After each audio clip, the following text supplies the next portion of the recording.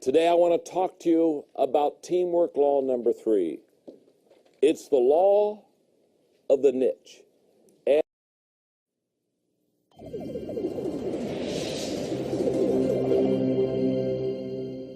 I-C-H-E. The law of the niche says each player has a place where they add the most value. Isn't that true? Let me tell you how I learned the law of the niche. Now, I'm not going to tell you every law and where I learned it. We don't need to do all that. But the reason the law of the niche is such an important teamwork law to me is this is a law that I didn't learn in my early years. You see, again, my background has been in the church. I was a pastor for 25 years. So, after I graduated from college with a theology degree, I went to my first church and had great expectations about pastoring this church and leading it and growing it and the whole deal. Okay, you can just see, I mean, I just graduated from college, 2 weeks later got married, 2 weeks later I'm at my first assignment, okay? Got the picture. Don't you just feel sorry for the people? Don't you just want to say, oh, I'm so sorry. I'm so sorry. But here I am in my first assignment, extremely excited. Now, I did well in college. I was always on the dean's list. In fact, I graduated second in my class. So academics were not a problem. But what I didn't realize when I went to my first church is they didn't train me in the things that I needed to be trained in.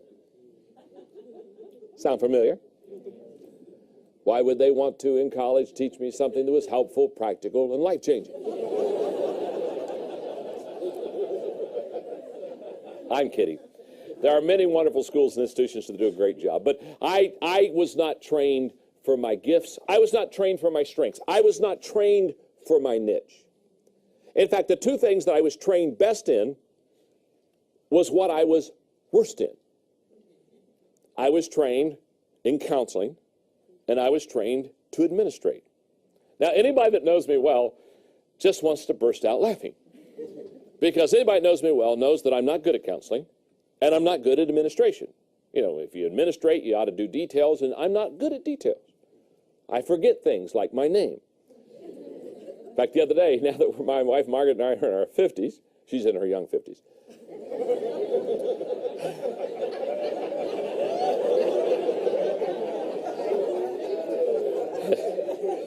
And my buddy down here says, cover. It's too late, it's too late. We were going somewhere the other day, and Margaret and I are forgetting things all the time. So she said, "John, you know what? We need to do teamwork. We need to partner." And I said, "Well, what are we going to do?" And she said, "I tell you what. You remember who you are, and I'll remember where we're going."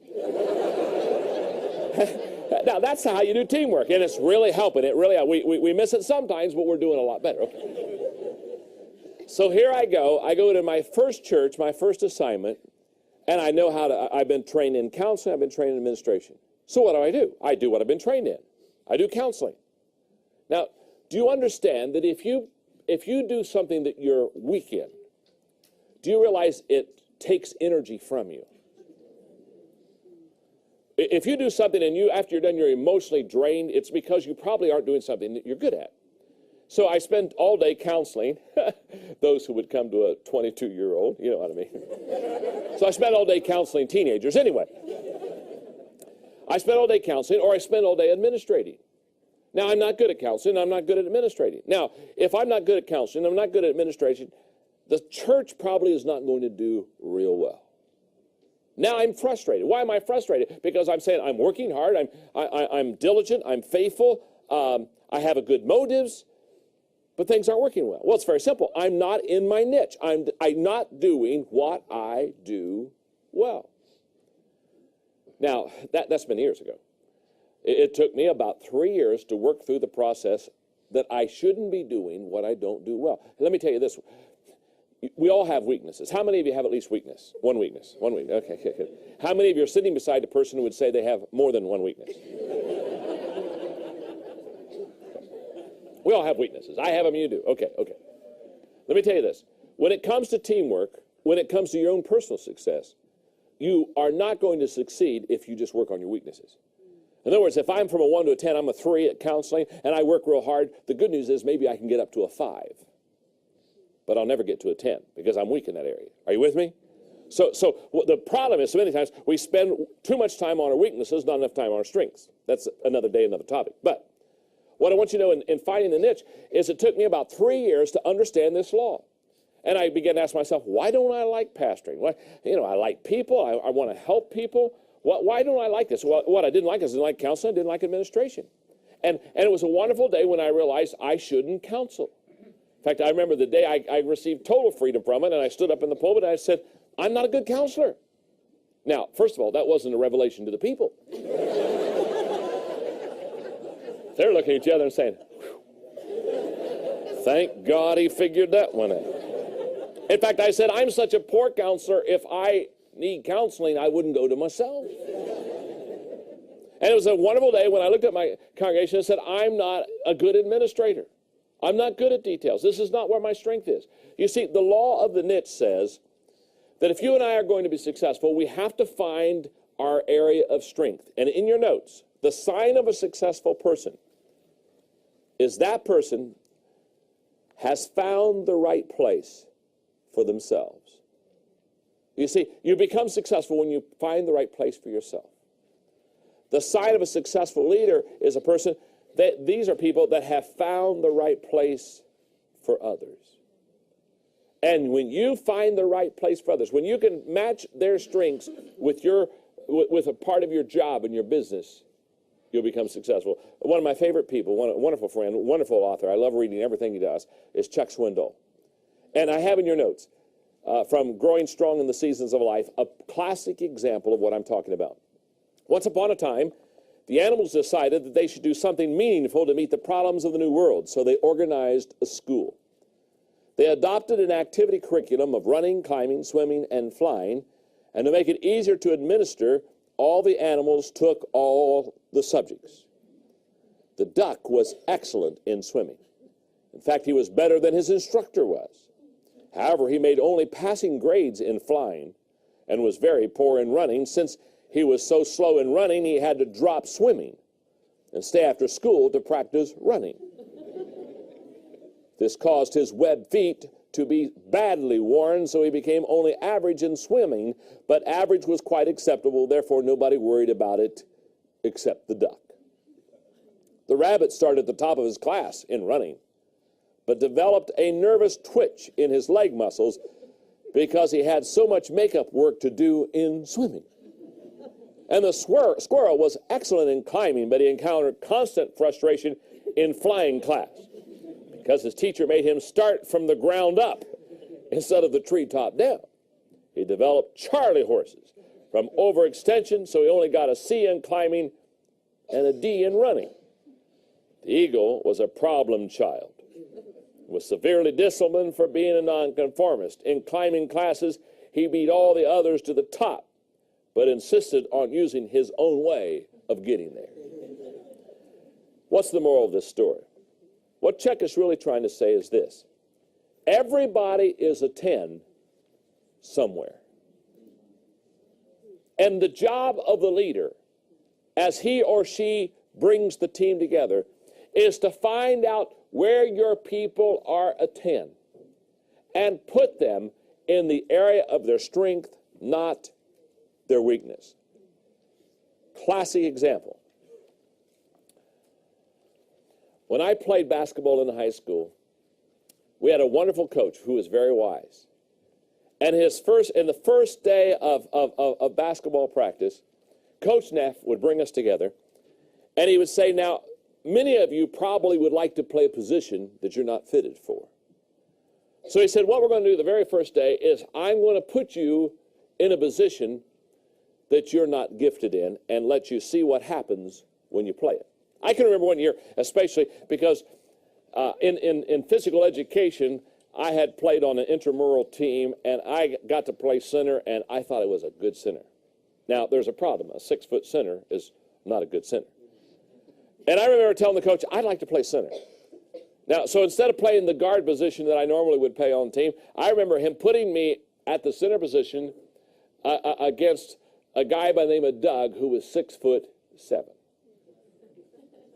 Needless to say, I continually ate the basketball. Why? I was out of position. I can't play center. Now see, what a leader does is a leader wisely understands that what he or she must do is must put the people in the right position. Because when you're out of position, you'll never be successful. As a pastor, one of my desires was for everybody in the congregation to do the same thing. I thought everybody ought to do the same thing. It shows unity. I know you're sitting there right now and saying, what a stupid man. And then you're saying, why am I taking notes from him? Because I thought everybody ought to be in the same position, ought to kind of play the same position, and kind of ought to do the same thing. And obviously, after a few years, I found that doesn't work. Why? It's very simple. Very simple. The law of the niche says that every person has a place where they bring the most value.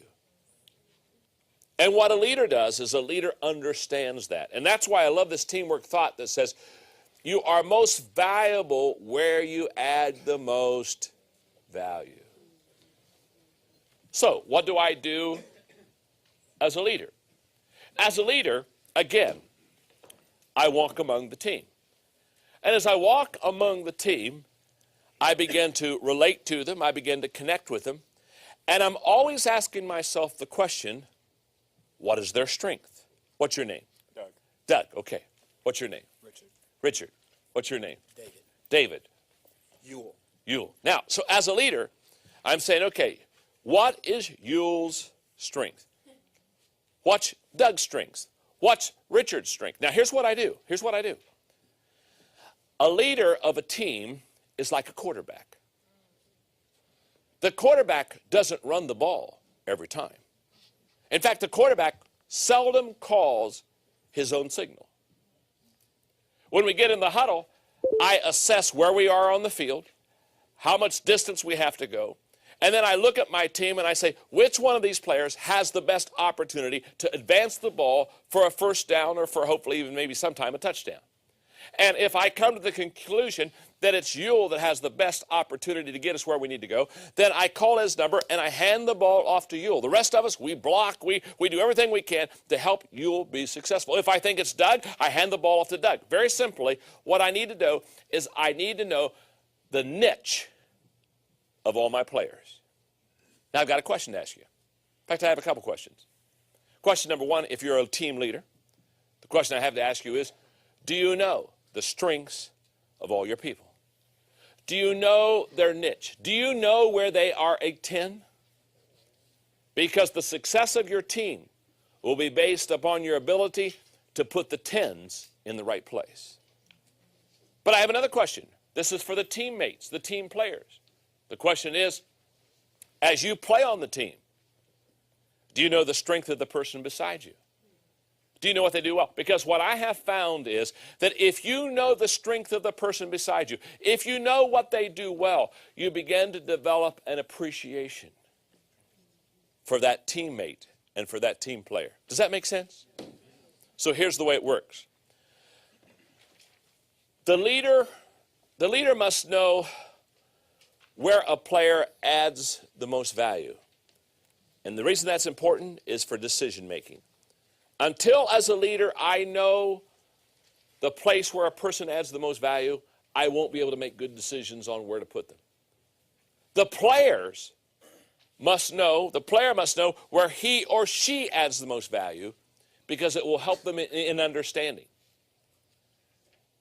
And then the teammates, they must know where the other players add the most value because it adds to the appreciation of the moment. And I want to make one more thought because this is so important when it comes to learning this law, because the law of the niche is a very vital law. We've already studied law number 2 of teamwork, which is the law of the big picture. The big picture gives you vision, but the law of the niche gives you value. So when you're getting the best out of your team, they derive their value from knowing what their strength is, by knowing their niche. Does that make sense? Several years ago, I read a book called Personality Plus by Florence Littauer. It's a book on the temperaments. It's a book on melancholies and sanguines and cholerics and phlegmatics. And basically, it's a very good, well-written book, humorous book, which basically helps you see every personality and every temperament as it is. It was revealing. It was helpful to me. You know why? Because up to that point, me being a choleric, kind of a bossy leader type, I kind of thought everybody ought to be like me. And if they weren't like me, I kind of always said, what's wrong with them?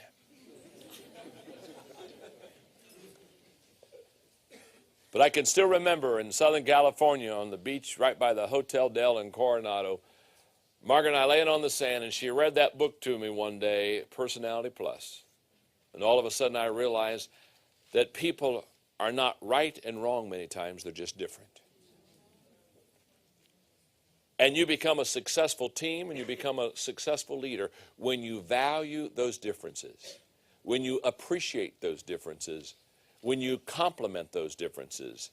And that's what the law of the niche is. The law of the niche question is, what do I do best? What do I do better than anyone else on the team? Because whatever it is, that's what I ought to be doing.